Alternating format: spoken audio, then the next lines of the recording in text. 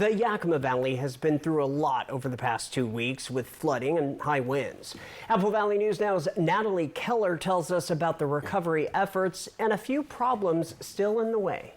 As the Yakima Valley faces cresting rivers this week and damage from high winds the last couple of days, Director for Emergency Management Tony Miller says the situation is ramping down. We're starting to go into our recovery part. We had our response, ramp up response, and now we're starting to move into our recovery. Some issues still remain.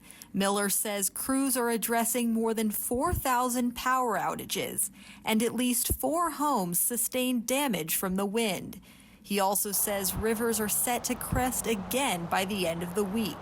With these conditions, he says one thing is necessary. Patience. If you do need resources, reach out. Miller says we won't know the full extent of the damage for several weeks. With all this extra water that's been flowing through the Yakima Valley recently, one question that's been floating around is whether it can be captured and used for irrigation.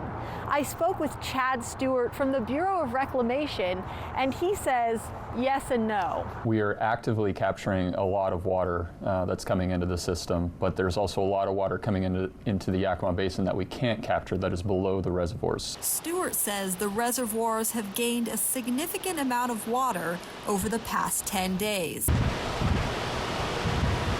Whether it'll be enough to avoid a 4th year of drought, that's up in the air. From Yakima, Natalie Keller, Apple Valley News Now.